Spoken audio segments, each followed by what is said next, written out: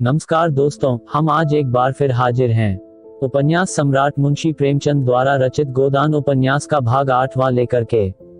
इस उपन्यास को सभी तक साझा जरूर करें जिससे दूसरे लोग भी इस उपन्यास का आनंद उठा सकें और समकालीन परिस्थितियों के बारे में जान सके। गोदान भाग 8। जब से होरी के घर में गाय आ गई है, घर की श्री ही कुछ और हो गई है। धनिया का घमंड तो उसके संभाल से बाहर हो जाता है। जब देखो गाय की चर्चा। भूसा छिज गया था, ऊख में थोड़ी सी चरी बो दी गई थी। उसी की कुट्टी काटकर जानवरों को खिलाना पड़ता था। आंखें आकाश की ओर लगी रहती थी कि कब पानी बरसे और घास निकले। आधा आषाढ़ बीत गया और वर्षा न हुई। सहसा एक दिन बादल उठे और आषाढ़ का पहला दोंगड़ा गिरा। किसान खरीफ बोने के लिए हल लेकर निकले कि राय साहब के कारकुन ने कहला भेजा, जब तक बाकी न चुक जाएगी किसी को खेत में हल न ले जाने दिया जाएगा। किसानों पर जैसे वज्रपात हो गया। और कभी तो इतनी कड़ाई न होती थी, अब की यह कैसा हुक्म। कोई गांव छोड़कर भागा थोड़ा ही जाता है। अगर खेती में हल न चले तो रुपए कहां से आ जाएंगे। निकालेंगे तो खेत ही से। सब मिलकर कारकुन के पास जाकर रोए। कारकुन का नाम था पंडित नोखेराम। आदमी बुरे न थे, मगर मालिक का हुक्म था, उसे कैसे टालें। अभी उस दिन राय साहब ने होरी से कैसी दया और धर्म की बातें की थीं और आज आसामियों पर यह जुल्म। होरी मालिक के पास जाने को तैयार हुआ, लेकिन फिर सोचा उन्होंने कारकुन को एक बार जो हुक्म दे दिया उसे क्यों टालने लगे। वह अगुवा बनकर क्यों बुरा बने। जब और कोई कुछ नहीं बोलता तो यही आग में क्यों कूदे। जो सबके सिर पड़ेगी वह भी झेल लेगा। किसानों में खलबली मची हुई थी। सभी गांव के महाजनों के पास रुपए के लिए दौड़े। गांव में मंगरू शाह की आजकल चढ़ी हुई थी। इस साल सन में उसे अच्छा फायदा हुआ था। गेहूं और अलसी में भी उसने कुछ कम नहीं कमाया था। पंडित दातादीन और दुलारी सहुआइन भी लेन देन करती थीं। सबसे बड़े महाजन थे झिंगुरी सिंह। वह शहर के एक बड़े महाजन के एजेंट थे। उनके नीचे कई आदमी और थे जो आसपास के देहातों में घूम घूम कर लेन देन करते थे। इनके उपरांत और भी कई छोटे मोटे महाजन थे जो 2 आने रुपये ब्याज पर बिना लिखा पढ़ी के रुपए देते थे। गांव वालों को लेन देन का कुछ ऐसा शौक था कि जिसके पास 10-20 रुपए जमा हो जाते वही महाजन बन बैठता था। एक समय होरी ने भी महाजनी की थी। उसी का यह प्रभाव था कि लोग अभी तक यही समझते थे कि होरी के पास दबे हुए रुपए हैं। आखिर वह धन गया कहां। बंटवारे में निकला नहीं। होरी ने कोई तीर्थ व्रत भोज किया नहीं। गया तो कहां गया। जूते जाने पर भी उनके घट्टे बने रहते हैं। किसी ने किसी देवता को सीधा किया, किसी ने किसी को। किसी ने आना रुपया ब्याज देना स्वीकार किया, किसी ने 2 आना। होरी में आत्मसम्मान का सर्वथा लोप न हुआ था। जिन लोगों के रुपए उस पर बाकी थे उनके पास कौन मुंह लेकर जाए। झिंगुरी सिंह के सिवा उसे और कोई न सूझा। वह पक्का कागज लिखाते थे, नजराना अलग लेते थे, दस्तूरी अलग, स्टाम्प की लिखाई अलग। उस पर 1 साल का ब्याज पेशगी काट कर रुपया देते थे। 25 रुपए का कागज लिखा तो मुश्किल से 17 रुपए हाथ लगते थे। मगर इस गाढ़े समय में और क्या किया जाए। राय साहब की जबरदस्ती है, नहीं इस समय किसी के सामने क्यों हाथ फैलाना पड़ता। झिंगुरी सिंह बैठे दातून कर रहे थे। नाटे मोटे खलवोट, काले, लंबी नाक और बड़ी बड़ी मूंछों वाले आदमी थे, बिल्कुल विदूषक जैसे। और थे भी बड़े हंसोड़। इस गांव को अपनी ससुराल बनाकर मदों से साले या ससुर और औरतों से साली या सलहज का नाता जोड़ लिया था। रास्ते में लड़के उन्हें चिढ़ाते, पंडित जी पाल लगी। और झिंगुरी सिंह उन्हें चटपट आशीर्वाद देते, तुम्हारी आंखें फूटे, घुटना टूटे, मिर्गी आए, घर में आग लग जाए आदि। लड़के इस आशीर्वाद से कभी न अघाते थे, मगर लेन देन में बड़े कठोर थे। सूद की एक पाई न छोड़ते थे और वादे पर बिना रुपए लिए द्वार से न टलते थे। होरी ने सलाम करके अपनी विपत्ति कथा सुनाई। झिंगुरी सिंह ने मुस्कुराकर कहा, वह सब पुराना रुपया क्या कर डाला। पुराने रुपए होते ठाकुर तो महाजनी से अपना गला न छुड़ा लेता कि सूद भरते किसी को अच्छा लगता है। उद्धरण, कड़े रुपए न निकले चाहे सूद कितना ही देना पड़े। तुम लोगों की यही नीति है। उद्धरण, कहाँ के गड़े रुपए बाबू साहब, खाने को तो होता नहीं। लड़का जवान हो गया, ब्याह का कहीं ठिकाना नहीं। बड़ी लड़की भी ब्याहने जोग हो गई। रुपए होते तो किस दिन के लिए गाड़ रखते। उद्धरण, झिंगुरी सिंह ने जब से उसके द्वार पर गाय देखी थी, उस पर दांत लगाए हुए गाय का डील डोल और गठन कह रहा था कि उसमें 5 सेर से कम दूध नहीं है। मन में सोच लिया था, होरी को किसी अरदब में डालकर गाय को उड़ा लेना चाहिए। आज वह अवसर आ गया। बोले, अच्छा भाई, तुम्हारे पास कुछ नहीं है, अब राजी हुए। जितने रुपए चाहो ले जाओ, लेकिन तुम्हारे भले के लिए कहते हैं, कुछ गहने गांठे हों तो गिरव रख कर रुपए ले लो। स्टाम्प लिखोगे तो सूद बढ़ेगा और झमेले में पड़ जाओगे। होरी ने कसम खाई कि घर में गहने के नाम कच्चा सूद भी नहीं है। धनिया के हाथों में कड़े हैं, वह भी गिलट के। झिंगुरी सिंह ने सहानुभूति का रंग मुंह पर पोत कर कहा, तो एक बात करो, यह नई गाय जो लाए हो इसे हमारे हाथ बेच दो। सूद स्टाम्प सब झगड़ों से बच जाओ। 4 आदमी जो दाम कहें वह हमसे ले लो। हम जानते हैं तुम उसे अपने शौक से लाए हो और बेचना नहीं चाहते, लेकिन यह संकट तो टालना ही पड़ेगा। होरी पहले तो इस प्रस्ताव पर हंसा, उस पर शांत मन से विचार भी न करना चाहता था, लेकिन ठाकुर ने ऊंच नीच सुझाया, महाजनी के हथकंडों का ऐसा भीषण रूप दिखाया कि उसके मन में भी यह बात बैठ गई। ठाकुर ठीक ही तो कहते हैं, जब हाथ में रुपए आ जाएं गाय ले लेना। 30 रुपए का कागज लिखने पर कहीं 25 रुपए मिलेंगे और 3-4 साल तक न दिए गए तो पूरे 100 हो जाएंगे। पहले का अनुभव यही बता रहा था कि कर्ज वह मेहमान है जो एक बार आकर जाने का नाम नहीं लेता। बोला, मैं घर जाकर सबसे सलाह कर लूं तो बताऊं। सलाह नहीं करना है, उनसे कह देना है कि रुपए उधार लेने में अपनी बबार्दी के सिवा और कुछ नहीं। उद्धरण, मैं समझ रहा हूँ ठाकुर, अभी आके जवाब देता हूँ। उद्धरण, लेकिन घर आकर उसने जो ही वह प्रस्ताव किया कि कोहराम मच गया। धनिया तो कम चिल्लाई, दोनों लड़कियों ने तो दुनिया सिर पर उठा ली। नहीं देते अपनी गाय, रुपए जहां से चाहो लाओ। सोना ने तो यहाँ तक कह डाला, इससे तो कहीं अच्छा है मुझे बेच डालो, गाय से कुछ बेसी ही मिल जाएगा। दोनों लड़कियां सचमुच गाय पर जान देती थीं। रूपा तो उसके गले से लिपट जाती थी और बिना उसे खिलाए एक और मुंह में न डालती थी। गाय कितने प्यार से उसका हाथ चाटती थी, कितनी स्नेह भरी आंखों से उसे देखती थी। उसका बछड़ा कितना सुंदर होगा। अभी से उसका नामकरण हो गया था मटरू। वह उसे अपने साथ लेकर सोएगी। इस गाय के पीछे दोनों बहनों में कई बार लड़ाइयां हो चुकी थीं। सोना कहती मुझे ज्यादा चाहती है, रूपा कहती मुझे। इसका निर्णय अभी तक न हो सका था और दोनों दावे कायम थे, मगर होरी ने आगा पीछा सुझाकर आखिर धनिया को किसी तरह राजी कर लिया। एक मित्र से गाय उधार लेकर बेच देना भी बहुत ही वैसी बात है, लेकिन विपत में तो आदमी का धर्म तक चला जाता है, यह कौन सी बड़ी बात है। ऐसा न हो तो लोग विपत से इतना डरें क्यों। गोबर ने भी विशेष आपित न की, वह आजकल दूसरी ही धुन में मस्त था। यह तय किया गया कि जब दोनों लड़कियां रात को सो जाएं तो गाय झिंगुरी सिंह के पास पहुंचा दी जाए। दिन किसी तरह कट गया। सांझ हुई, दोनों लड़कियां 8 बजते बजते खा पी कर सो गईं। गोबर इस करुण दृश्य से भागकर कहीं चला गया था। वह गाय को जाते कैसे देख सकेगा, अपने आंसुओं को कैसे रोक सकेगा। होरी भी ऊपर ही से कठोर बना हुआ था, मन उसका चंचल था। ऐसा कोई मायका लाल नहीं जो इस वक्त उसे 25 रुपए उधार दे दे, चाहे फिर 50 रुपए ही ले ले। वह गाय के सामने जाकर खड़ा हुआ तो उसे ऐसा जान पड़ा कि उसकी काली काली सजीव आंखों में आंसू भरे हुए हैं और वह कह रही है, क्या 4 दिन में ही तुम्हारा मन मुझसे भर गया। तुमने तो वचन दिया था कि जीते जी इसे न बेचूंगा, यही वचन था तुम्हारा। मैंने तो तुमसे कभी किसी बात का गिला नहीं किया, जो कुछ रूखा सूखा तुमने दिया वही खाकर संतुष्ट हो गई। बोलो, धनिया ने कहा। लड़कियां तो सो गईं, अब इसे ले क्यों नहीं जाते, जब बेचना ही है तो अभी बेच दो। होरी ने कांपते हुए स्वर में कहा, मेरा तो हाथ नहीं उठता धनिया।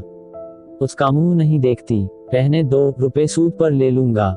भगवान ने चाहा तो सब अदा हो जाएंगे, 300-400 होते ही क्या हैं, एक बार ऊख लग जाए। धनिया ने गर्व भरे प्रेम से उसकी ओर देखा, और क्या, इतनी तपस्या के बाद तो घर में गऊ आई, उसे भी बेच दो, ले लो कल रुपए, जैसे और सब चुकाए जाएंगे वैसे इसे भी चुका देंगे। भीतर बड़ी उमस हो रही थी, हवा बंद थी, एक पत्ती न हिलती थी। बादल छाए हुए थे पर वर्षा के लक्षण न थे। होरी ने गाय को बाहर बांध दिया। धनिया ने टोका भी, कहाँ लिए जाते हो, पर होरी ने सुना नहीं। बोला, बाहर हवा में बांधे देता हूँ, आराम से रहेगी, उसके भी तो जान है। गाय बांधकर वह अपने मंझले भाई शोभा को देखने गया। शोभा को इधर कई महीने से दमे का आर्जा हो गया था। दवा दारू की जुगत नहीं, खाने पीने का प्रबंध नहीं और काम करना पड़ता था जी तोड़कर, इसलिए उसकी दशा दिन दिन बिगड़ती जाती थी। शोभा सहनशील आदमी था, लड़ाई झगड़े से कोसों भागने वाला, किसी से मतलब नहीं, अपने काम से काम। होरी उसे चाहता था और वह भी होरी का अदब करता था। दोनों में रुपए पैसे की बातें होने लगी। राय साहब का यह नया फरमान आलोचनाओं का केंद्र बना हुआ था। कोई 11 बजते बजते होरी लौटा और भीतर जा रहा था कि उसे भास हुआ जैसे गाय के पास कोई आदमी खड़ा है। पूछा, कौन खड़ा है वहाँ? हीरा बोला, मैं हूँ दादा, तुम्हारे कौड़े में आग लेने आया था। हीरा उसके कौड़े में आग लेने आया है। इस जरा सी बात में होरी को भाई की आत्मीयता का परिचय मिला। गांव में और भी तो कौड़े हैं, कहीं से आग मिल सकती थी। हीरा उसके कौड़े में आग ले रहा है तो अपना ही समझ कर तो सारा गांव इस कौड़े में आग लेने आता था। गांव से सबसे संपन्न यही कौड़ा था, मगर हीरा का आना दूसरी बात थी। और उस दिन की लड़ाई के बाद हीरा के मन में कपट नहीं रहता। गुस्सेल है लेकिन दिल का साफ। उसने स्नेह भरे स्वर में पूछा, तमाकू है कि ला दूं? नहीं, तमाकू तो है दादा। शोभा तो आज बहुत बेहाल है। उद्धरण, कोई दवाई नहीं खाता तो क्या किया जाए? उसके लेखे तो सारे वैद्य, डॉक्टर, हकीम अनाड़ी हैं। भगवान के पास जितनी अक्ल थी वह उसके और उसकी घरवाली के हिस्से पड़ गई। उद्धरण, होरी ने चिंता से कहा, यही तो बुराई है उसमें, अपने सामने किसी को गिनता ही नहीं। और चिढ़ने तो बीमारी में सभी हो जाते हैं। तुम्हें याद है कि नहीं, जब तुम्हें इफिंजा हो गया था तो दवाई उठाकर फेंक देते थे। मैं तुम्हारे दोनों हाथ पकड़ता था, तब तुम्हारी भाभी तुम्हारे मुंह में दवाई डालती थी। उस पर तुम उसे हजारों गालियां देते थे। हाँ दादा, भला वह बात भूल सकता हूँ। तुमने इतना न किया होता तो तुमसे लड़ने के लिए कैसे बचा रहता। होरी को ऐसा मालूम हुआ कि हीरा का स्वर भारी हो गया है। उसका गला भी भर आया। बेटा, लड़ाई झगड़ा तो जिंदगी का धर्म है। इससे जो अपने हैं वह पराये थोड़े ही हो जाते हैं। जब घर में 4 आदमी रहते हैं तभी तो लड़ाई झगड़े भी होते हैं। जिसके कोई है ही नहीं उसके कौन लड़ाई करेगा। उद्धरण, दोनों ने साथ चिलम पी। तब हीरा अपने घर गया। होरी अंदर भोजन करने चला। धनिया रोष से बोली, देखी अपने सपूत की लीला। इतनी रात हो गई और अभी उसे अपने सेल से छुट्टी नहीं मिली। मैं सब जानती हूँ, मुझको सारा पता मिल गया है। भोला कि वह रानड़ लड़की नहीं है, जुनिया उसी के फेर में पड़ा रहता है। होरी के कानों में भी इस बात की भनक पड़ी थी, पर उसे विश्वास न आया था। गोबर बेचारा इन बातों को क्या जाने। बोला, किसने कहा तुमसे? धनिया प्रचंड हो गई, तुमसे छिपी होगी, और तो सभी जगह चर्चा चल रही है। यह भुग्गा, वह 72 घाट का पानी पिए हुए इसे उंगलियों पर नचा रही है, और यह समझता है वह इस पर जान देती है। तुम उसे समझा दो, नहीं कोई ऐसी वैसी बात हो गई तो कहीं के न रहोगे। होरी का दिल उमंग पर था। चुहल की सूजी जुनिया देखने सुनने में तो बुरी नहीं है। उसी से कर ले सगाई। ऐसी सस्ती महरिया और कहाँ मिली जाती है। धनिया को यह चुहल तीर सा लगा। जुनिया इस घर में आए तो मुंह जुलस दून रानड़ का। गोबर की चहेती है तो उसे लेकर जहां चाहे रहे, और जो गोबर इसी घर में लाए तो यह दोनों लड़कियां किसके गले बांधोगे? फिर बिरादरी में तुम्हें कौन पूछेगा? कोई द्वार पर खड़ा तक तो होगा नहीं। उद्धरण, उसे इसकी क्या परवाह। उद्धरण, इस तरह नहीं छोड़ूंगी लाला को। मर मर के पाला है और जुनिया आकर राज करेगी। मुंह में आग लगा दूंगी रानड़ के। उद्धरण, सहसा गोबर आकर घबराई हुई आवाज में बोला, दादा, सुंदरिया को क्या हो गया? क्या काले नाग ने छू लिया? वह तो पड़ी तड़प रही है। होरी चौके में जा चुका था।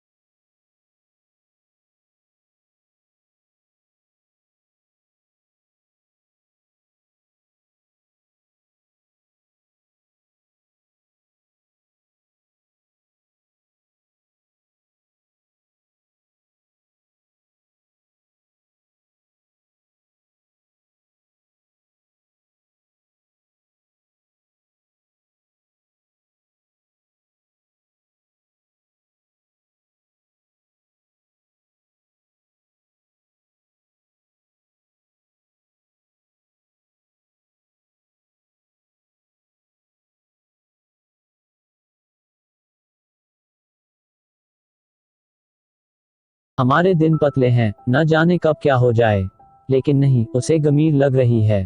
अब तो खूब ठंडी हो गई और तुम्हारा कलेजा भी ठंडा हो गया। ठाकुर मांगते थे, दे दिया होता तो एक बोझ सिर से उतर जाता और निहोरा का निहोरा होता, मगर यह तमाचा कैसे पड़ता। कोई बुरी बात होने वाली होती है तो मती पहले ही हर जाती है। इतने दिन मजे से घर में बंधती रही, न गमीर लगी न जूरी आई। इतनी जल्दी सबको पहचान गई थी कि मालूम ही न होता था कि बाहर से आई है। बच्चे उसके सींगों से खेलते रहते थे, सिर तक न हिलाती थी। जो कुछ नाद में डाल दो चाट पोंछ कर साफ कर देती थी। लक्ष्मी थी, अभागों के घर क्या रहती। सोना और रूपा भी यह हलचल सुनकर जग गई थी और बिलक बिलक कर रो रही थी। उसकी सेवा का भार अधिकतर उन्हीं दोनों पर था। उनकी संगिनी हो गई थी। दोनों खाकर उठती तो एक एक टुकड़ा रोटी उसे अपने हाथों से खिलाती। कैसा जीभ निकाल कर खा लेती थी और जब तक उनके हाथ का कौर न पा लेती खड़ी ताकती रहती। भाग्य फूट गए। सोना और गोबर और दोनों लड़कियां रो धोकर सो गई थीं। होरी भी लेटा। धनिया उसके सिरहाने पानी का लोटा रखने आई तो होरी ने धीरे से कहा, तेरे पेट में बात पचती नहीं, कुछ सुन पाएगी तो गांव भर में ढिंढोरा पीटती फिरेगी। धनिया ने आपत्ति की, भला सुनूं, मैंने कौन सी बात पीट दी कि यो नाम बदनाम कर दिया। अच्छा, तेरा संदेह किसी पर होता है। उद्धरण, मेरा संदेह तो किसी पर नहीं है। कोई बाहरी आदमी था। उद्धरण, किसी से कहेगी तो नहीं। उद्धरण, कहूंगी नहीं तो गांव वाले मुझे गहने कैसे गड़वा देंगे। उद्धरण, अगर किसी से कहा तो मार ही डालूंगा। उद्धरण, मुझे मारकर सुखी न रहोगे। अब दूसरी महरिया नहीं मिली जाती। जब तक हूँ तुम्हारा घर संभाले हुए हूँ। जिस दिन मर जाऊंगी सिर पर हाथ धरकर रोओगे। अभी मुझ में सारी बुराइयां ही बुराइयां हैं, तब आंखों से आंसू निकलेंगे। उद्धरण, मेरा संदेह हीरा पर होता है। उद्धरण, झूठ, बिल्कुल झूठ। हीरा इतना नीच नहीं है, वह मुंह का ही खराब है। उद्धरण, मैंने अपनी आंखों देखा। सच, तेरे सिर की सौन। उद्धरण, तुमने अपनी आंखों देखा? कब? उद्धरण, वही, मैं शोभा को देख कर आया तो वह सुंदरिया की नांद के पास खड़ा था। मैंने पूछा कौन है तो बोला, मैं हूँ हीरा, कौड़े में से आग लेने आया था। थोड़ी देर मुझसे बातें करता रहा, मुझे चिलम पिलाई। वह उधर गया, मैं भीतर आया और वही गोबर ने पुकार मचाई। मालूम होता है मैं गाय बांध कर शोभा के घर गया हूँ और इसने इधर आकर कुछ खिला दिया है। साइड फिर यह देखने आया था कि मरी या नहीं। धनिया ने लंबी सांस लेकर कहा, इस तरह के होते हैं भाई जिन्हें भाई का गला काटने में भी हिचक नहीं होती। उफ़्फ़ो, हीरा मन का इतना काला है। और दाढ़ी जार को मैंने पाल पोस कर बड़ा किया। अच्छा जा सो रह, मगर किसी से भूलकर भी जिक्र न करना। उद्धरण, कौन? सवेरा होते ही लाला को थाने न पहुंचाऊं तो अपने असल बाप की नहीं। यह हत्यारा भाई कहने जोग है। यही भाई का काम है। वह बैरी है, पक्का बैरी, और बैरी को मारने में पाप नहीं, छोड़ने में पाप है। उद्धरण, होरी ने धमकी दी, मैं कहे देता हूँ धनिया, अनर्थ हो जाएगा। धनिया आवेश में बोली, अनर्थ नहीं, अनर्थ का बाप हो जाए। मैं बिना लाला को बड़े घर भिजवाए मानूंगी नहीं। 3 साल चक्की पिसवाऊंगी, 3 साल। वहां से छूटेंगे तो हत्या लगेगी। तीरथ करना पड़ेगा, भोज देना पड़ेगा। इस धोखे में न रहे लाला। और गवाही दिलाऊंगी तुमसे, बेटे के सिर पर हाथ रखकर। उसने भीतर जाकर किवाड़ बंद कर लिए और होरी बाहर अपने को कोसता पड़ा रहा। जब स्वयं उसके पेट में बात न पची तो धनिया के पेट में क्या पचेगी। अब यह चुड़ैल मानने वाली नहीं, जिद पर आ जाती है तो किसी की सुनती ही नहीं। आज उसने अपने जीवन में सबसे बड़ी भूल की। चारों ओर नीरव अंधकार छाया हुआ था। दोनों बैलों के गले की घंटियां कभी कभी बज उठती थीं। 10 कदम पर मृतक गाय पड़ी हुई थी और होरी घोर पश्चाताप में करवटें बदल रहा था। अंधकार में प्रकाश की रेखा कहीं नजर न आती थी। समाप्त। हमें उम्मीद है कि गोदान उपन्यास आपको पसंद आ रहा होगा। इस उपन्यास का अगला भाग देखने के लिए हमें कमेंट बॉक्स में कमेंट करके जरूर बताएं। हम शीघ्र ही गोदान उपन्यास का अगला भाग लेकर के हाजिर होंगे। इस उपन्यास को सभी लोगों तक साझा जरूर करें जिससे दूसरे लोग भी इसका आनंद उठा सके। धन्यवाद।